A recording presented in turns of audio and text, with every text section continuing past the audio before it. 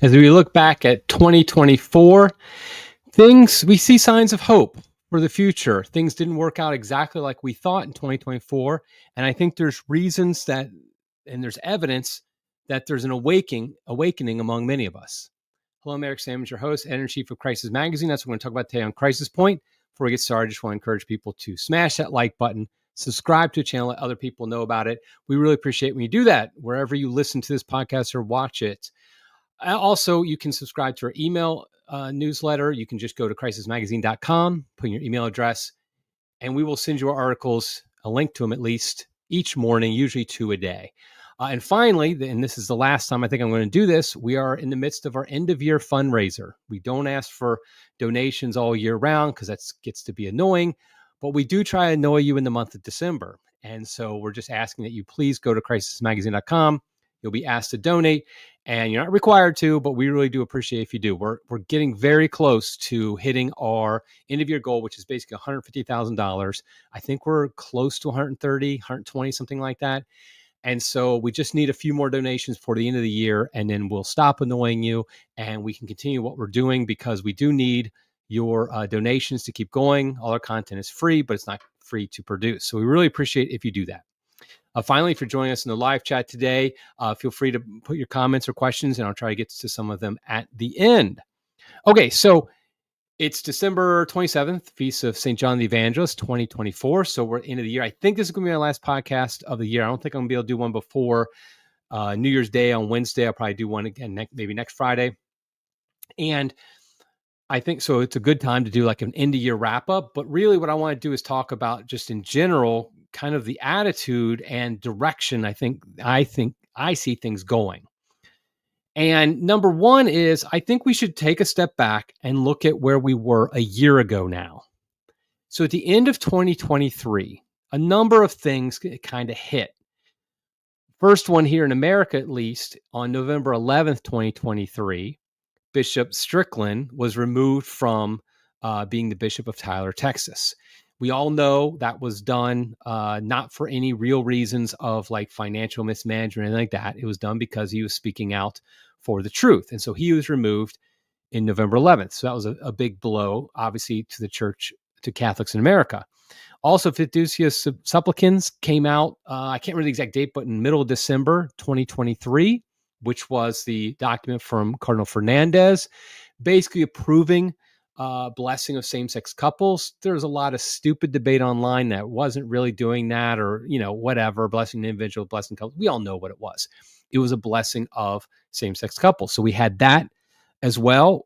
There were many rumors and thoughts of that the traditional Latin Mass would be there'd be a crackdown on the traditional Latin Mass even more than had happened before. There was even rumors that there'd be a total ban would happen on the traditional Latin Mass. And obviously it had, since 2021, there had been, picking off different parishes, TLM parishes, and restricting it and all that.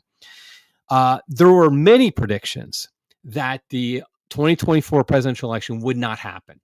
A lot of people were saying it's just not going to happen. They'll shut it down. They'll find some way not to have it. We'll have a COVID-like event. Something will happen so we don't have the election. And if we do have the election, it'll clearly be stolen so that Biden can win.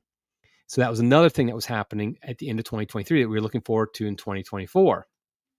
Also at the end of 2023, we were looking forward to, or actually dreading, the last synod session, the Synod on Synodality that was going to happen in October of 2024. At the end of 2023, we're like, okay, this is going to happen. It's probably going to approve women deacons. People were saying, might you approve same-sex couples or something like that? It would definitely do these things that would be terrible. So this was the outlook of the average Catholic, the faithful Catholic, at the end of 2023. A lot of things were not looking good for 2024. I think, and I just saw a lot of predictions that were very much just like, this is going to happen. And to be honest, I don't blame people for those predictions. I understand why they had them. I'm a little bit I don't really like it when people make it like it's a done deal. Like, oh, this is going to happen. There's no way. Well, and it doesn't happen and nobody ever calls them on it. Well, it didn't happen. But anyway, the point is there's a lot of reasons to be pessimistic at the end of 2023. on the outlook for the church, for America, and for the whole world. And obviously, the war in Gaza had just started up in October of 2023. I mean, it's not really a war. It's more just like Israel beating the snot out of Palestine and Gaza and things like that in response to October 7th. But the point is that things were dire, and there was a real reason for pessimism, understandable pessimism at the time. Now, let's fast forward to into 2024, today, December 27th, 2024. And here's the reality. Things didn't turn out like we thought they would. And in fact, I would argue that they turned out a lot better. I'm not putting on my rose-colored glasses and saying everything is awesome. Just watched the Lego movie again on Christmas Day with my kids. That's always fun to do. And that song, once it gets in your head, you just can't get it out. And so I'm not saying that. I'm not saying everything is awesome. Don't worry, I'm not going to sing it for you. Anybody who's heard my singing is very thankful for that right now. I'm not saying that. I am saying, though, that things did not turn out like people thought they would, as negatively as people thought they would. And there's a real reason to think things have turned, at least in some ways, in a better direction. So I mentioned all those things that happened last year. They're not all fixed or anything like that. Bishop Strickland still is out of office. They just announced his replacement.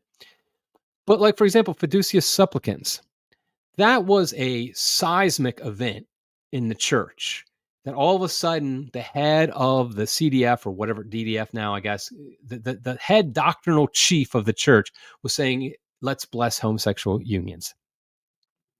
Yet what happened? There was a real resistance among the bishops. There's always been a resistance of some sort among the laity to crazy things that go on at the Vatican. Usually, oftentimes that's good. Sometimes it's bad. Sometimes we resist things that we shouldn't resist. I'm talking about, when I say we, I mean the laity, like under JP2 and things like that. But here was the first time in our lifetimes, at least, that you saw a real resistance by the bishops to something coming out of the Vatican. Of course, many of the African bishops were very strongly against the idea of blessing same-sex couples.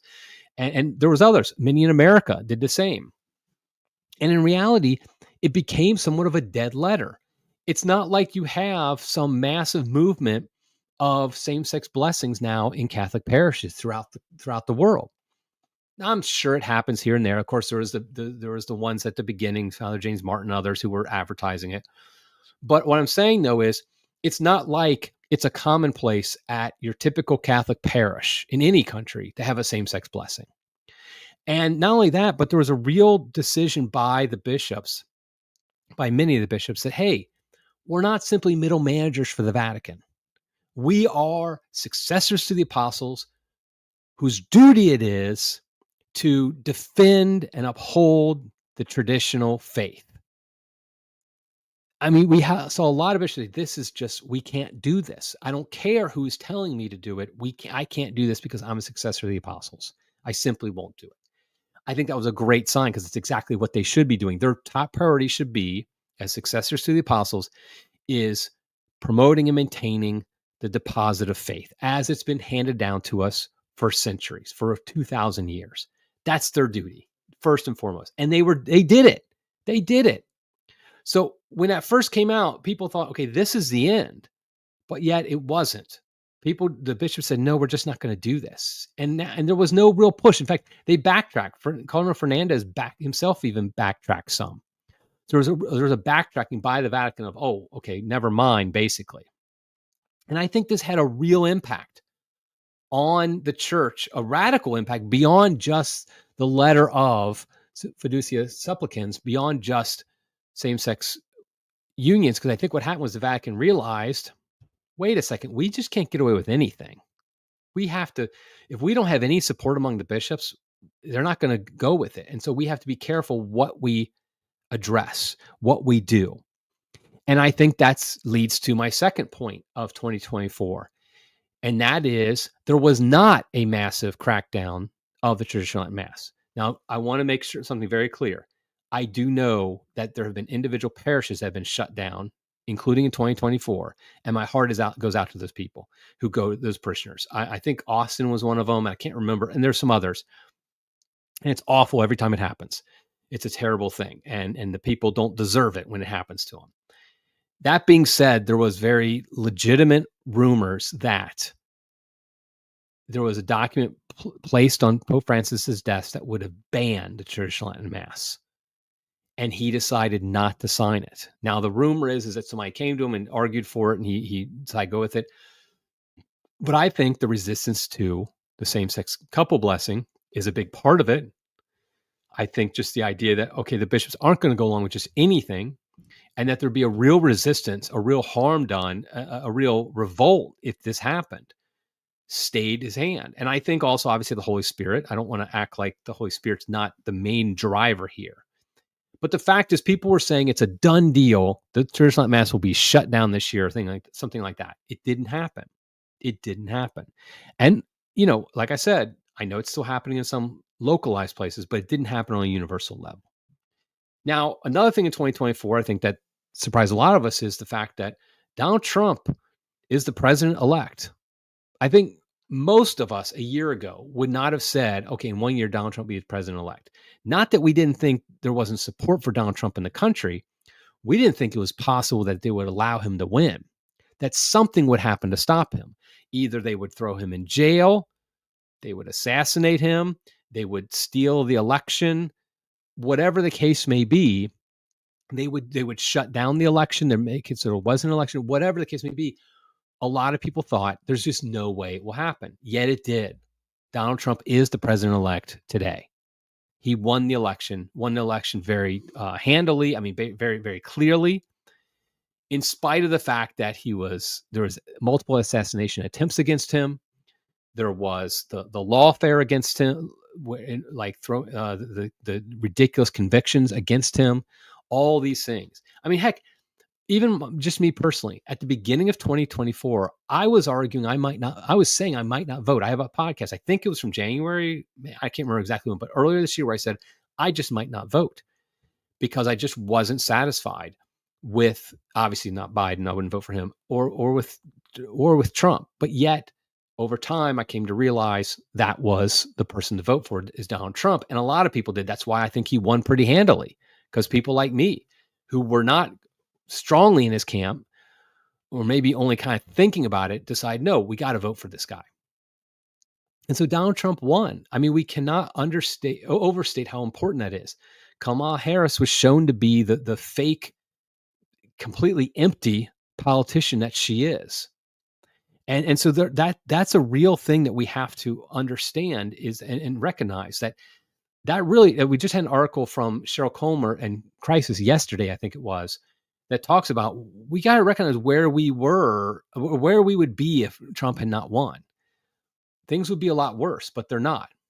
And here's another time, I'm going to just say it. There were people saying Trump will not be allowed to win. They were stating it like it's a fact, or they were saying as a fact, if Trump wins, there will be violence in the streets. That didn't happen. It just didn't happen. And now when you say that, they'll say, well, but there will be before January 20th. Okay, you keep on moving the goalpost. People said that there would be violence in the streets like the day of after the election if Trump was declared the winner, or even if Biden was declared the winner. That did not happen. You were wrong if you predicted that. Now, again, I'm not talking about people who said there might be. I'm afraid there could be. All that is reasonable.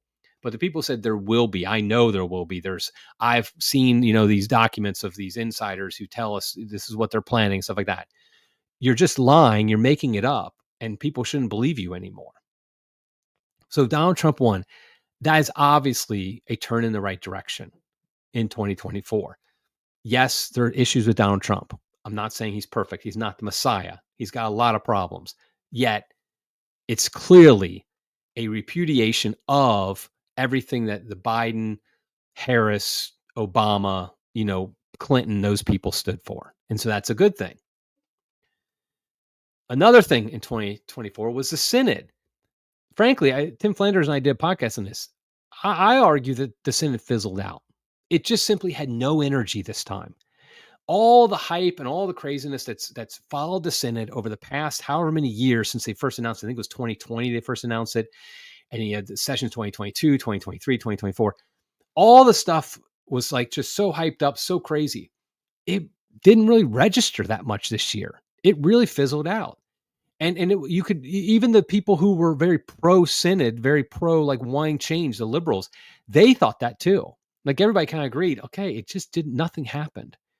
And the fact that Pope Francis decided to just basically sign off on the final document rather than writing his own, I think it was an acknowledgement by him that it fizzled out. I mean, he even released that document on the Sacred Heart like a day or two before the synod ended.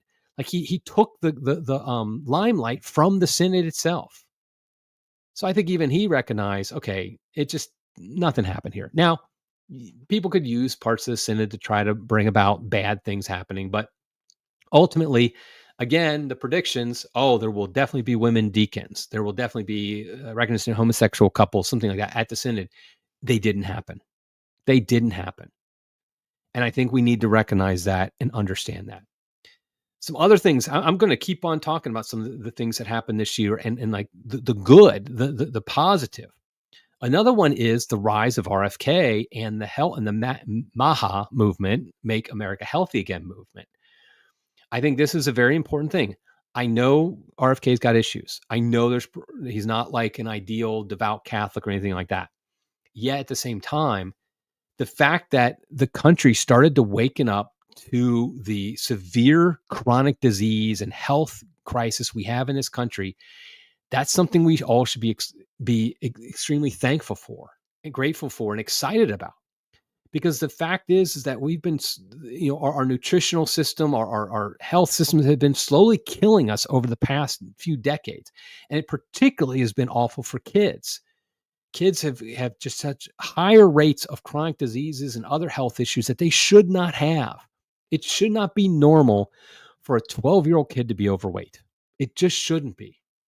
That's been normalized. Your average 12-year-old kid is overweight, and they shouldn't be. I mean, nobody should be overweight, obviously, but it's understandable, in our sedentary lifestyle with most people working at computers and desks, stuff like that, that you're going to have a higher rate of at least being overweight. You shouldn't have any obesity. And I also understand there's certain people, it's much more difficult than others. But it shouldn't be normal. It shouldn't be the average 12-year-old is overweight. That's just ridiculous. And yet that's what's happened. And nobody was willing to do anything about it until RFK came on the scene. Now, all of a sudden, there's a real movement to make it stop, to try to reverse the decline in our health. And I think that's something we have to be enthusiastic about. And okay, do you really think, let's say 2 years ago, if somebody told you, listen, RFK Jr., the guy who's known as being the anti-vax crazy guy, he is nominated and he probably will be the next Secretary of Health and Human Services, and that he will have a huge following and a lot of people really excited about improving their health, people will have laughed at you. People would say that's ridiculous. That's insane. But that's exactly what happened. And 2024 was a big part of that. I mean, 2024 is really when RFK came and really kind of solidified his position as a real influential person in this area. So I think that's something we need to be very excited about. Another thing I think was very good for 2024, this is something a lot of people might not really get why I'm saying this, but there's been a big increase in the embrace of Bitcoin in the political sphere. And this is something I'm very interested in, of course, and I think more people should be, because Bitcoin is a solution to a lot of the monetary problems we have that people don't understand. People just don't get that a lot of the economic issues we have is because we have a broken money system, a broken monetary system. And Bitcoin is an alternative that could potentially be a solution to fix that broken system. I'm not going to go through all the details. I had a podcast about a month or so ago with Devin Rose. We talked about a lot of this, but I really think it's a more moral type of money. And so I think it's something that we should be excited about, that now all of a sudden the political class, which had gone against it under the Biden administration was very anti-Bitcoin. Now we have a Trump administration that's going to be very pro-Bitcoin. I think it's a very good thing. And again, just a year or two ago, if I said there's going to be a very pro-Bitcoin administration, entering the White House, people would just thought you're crazy, because people back then didn't even know Trump was for it yet, because he wasn't really for it yet. So it just didn't seem to be unthinkable. Yet it happened in 2024. Also, I'm just seeing an uptick in people embracing either explicitly Christianity, Catholicism, or just a better life, a more wholesome lifestyle. And I see this particularly, I'm somewhat tuned into like the libertarian world, the Bitcoin world, cryptocurrency world, things like that. And like, honestly, that world often is very, very libertine, not libertarian, just libertarian, but libertine, very much not caring about social issues, not caring about like how we live, like morally and family and things like that. But I've seen more and more of an embrace among that crowd of things like, hey, let's have kids, let's build a family, let's do these things like that. And that might not be explicitly Christian, but it's good things that can lead people to Christ. Just the idea of like, let's have more kids. Let's be more positive, optimistic about the future. I think that's a very good thing. And also, I just saw, this is kind of crazy. I just saw, okay, Spike Cohen, he was the Libertarian Party nominee for vice president in 2020. And he's very good on a lot of things. He actually is the presidential nominee that year was awful, but he's very good. Spike Cohen is. And he's Jewish. He grew up Jewish. But yet I just saw like a post on X the other day where I believe he has now become Christian. And this is not unheard of now in the libertarian world. More and more people are talking against like transgenderism, pro-life, and pro-Christianity. So I think we're seeing this impact. I mean, you saw, for example, somebody like J.D. Vance being picked by Trump as his running mate, somebody who is explicitly Catholic, explicitly cares about his Catholic faith, practices Catholic faith. These are good things. This is very good. And so I think this is yet another example of 2024 being a time when things seem to turn around. The direction of everything at the end of 2023 seemed to be in the worst possible direction. Let's be honest. That's what it seemed to be. Now, however, it does seem like, at least in some areas of culture, of the church, in politics, what have you, the direction's starting to turn towards a more positive direction. I think that's something we need to be thankful for, and we need to proclaim and not be afraid to say, hey, this is positive. A quick aside. My guess is, by the way, this podcast episode will not be very popular.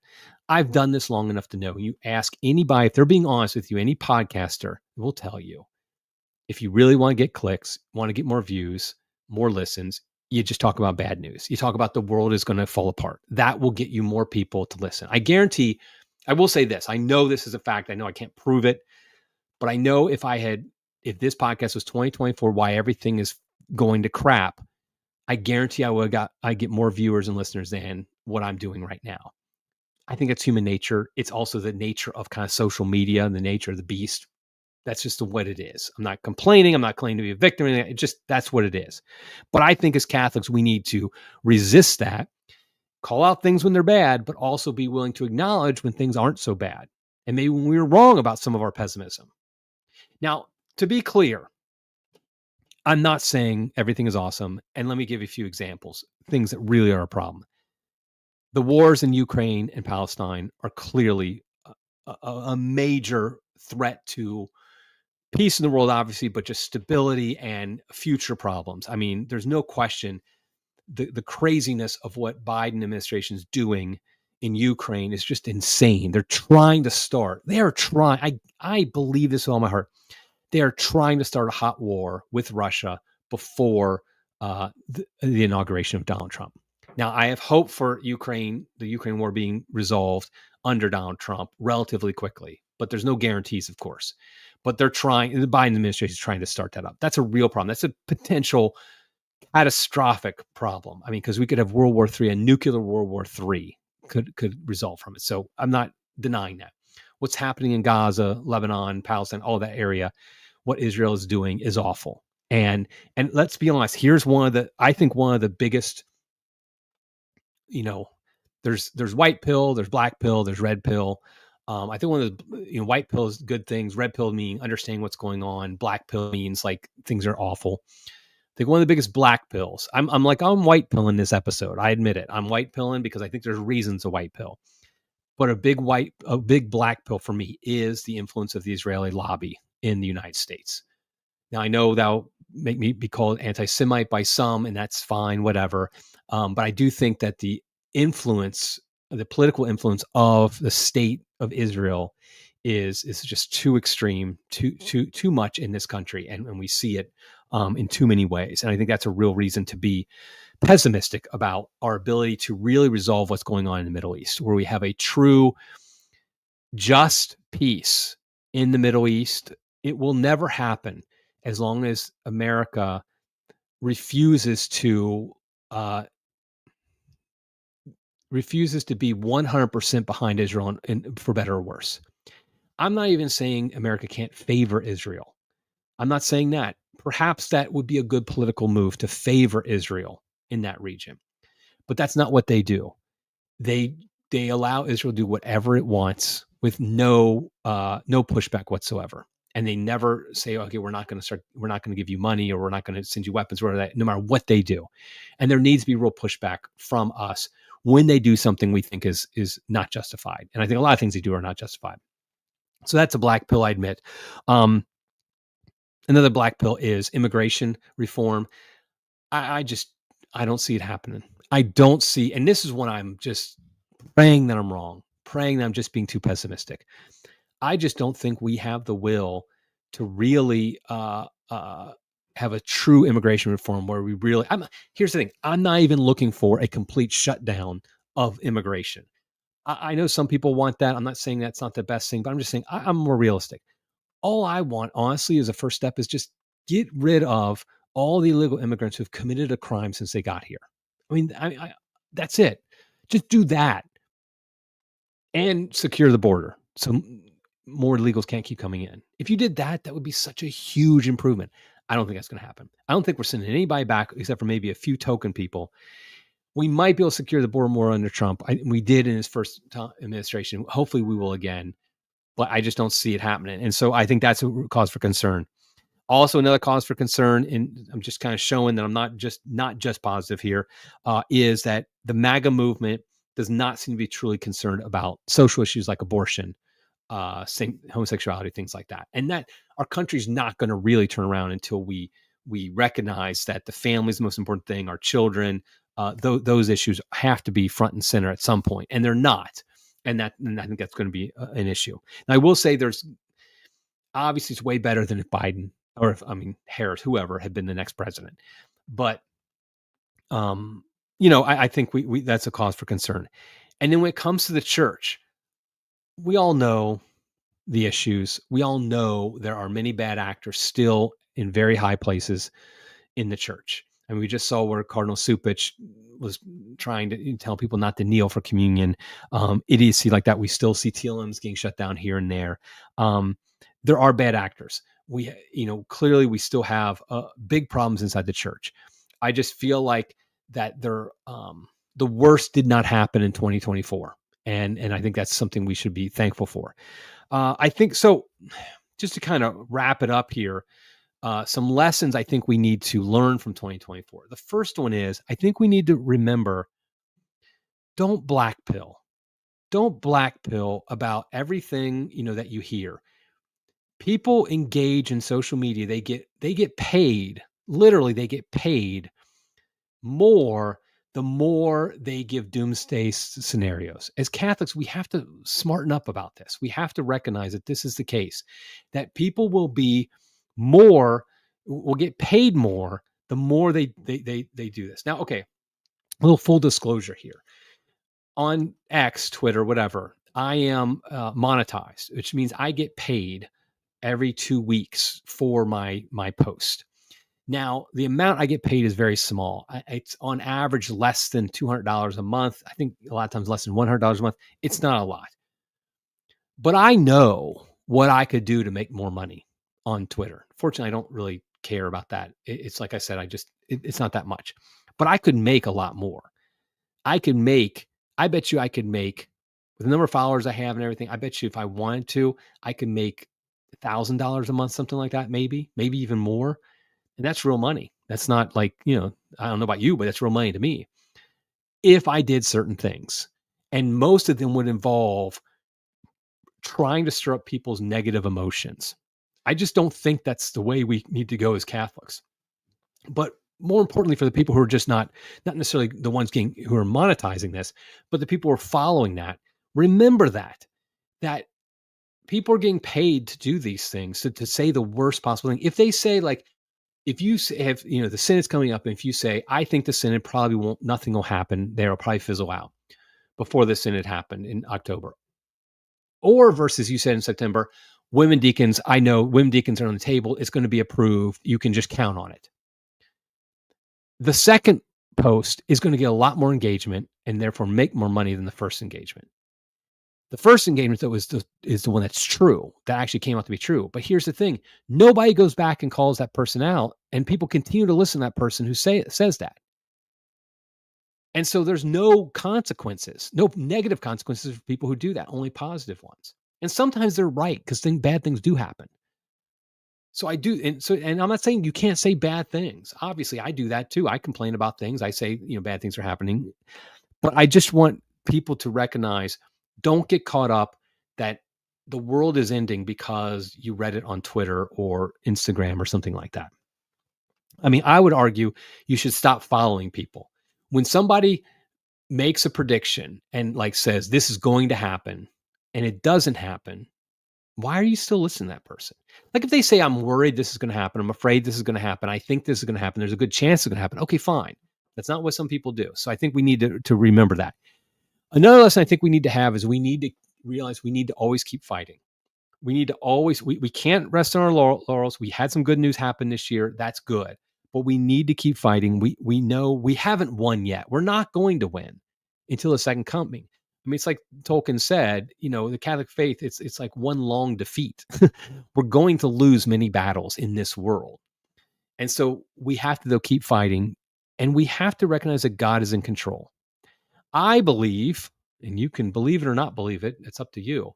I believe the turnaround in 2024 is due to more prayer, more fasting, more penance by Catholics. Cardinal Burke, for example, had the very long novena that he did this year. Now, a lot of people were engaged in. Bishop Strickland was calling for things of that nature. Different people were doing different fasts and novenas and prayers.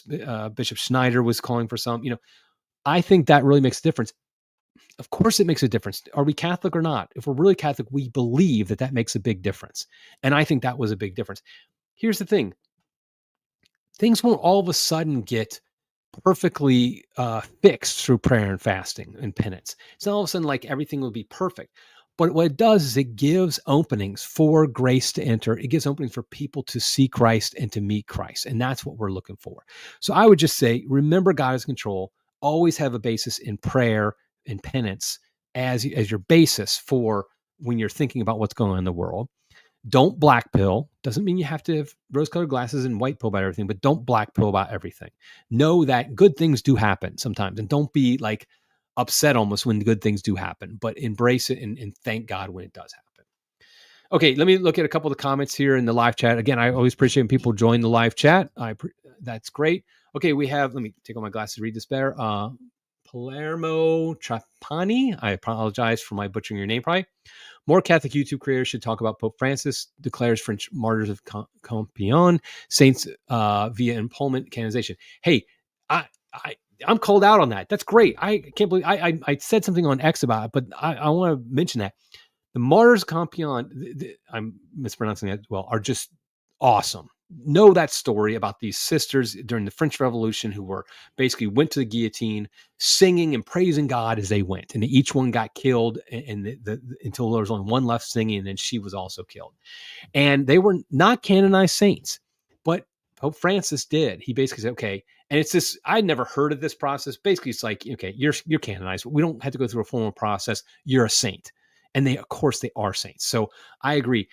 But that is you make a good point as well, though, that there's a reason we don't have a lot of YouTube creators, Catholic YouTube creators, talking about that. It doesn't generate as many clicks as saying, okay, Cardinal Fernandez did this or Pope Francis did that. Again, I'm not saying we shouldn't ever criticize, when it's needed. I'm just saying that there needs to be some more of a balance.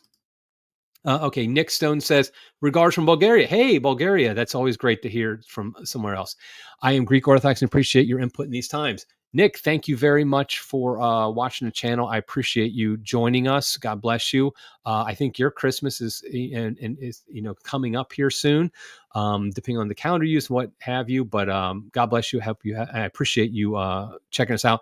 I've noticed that the majority of our listeners are from America and Canada, but we do get a lot from Europe and other places around the world, and I appreciate every single one of them. Okay, so that's it for 2024. I think my last podcast of the year. Be thankful, be grateful to God. Maybe offer up something in thanksgiving to God for what He has done for us this year. Many good things happened. A lot more still needs to be done. A lot of souls still need to be saved. A lot of sinners need to be converted. But let's be thankful for the good things that did happen in 2024. Okay, until 2025 then. God love you.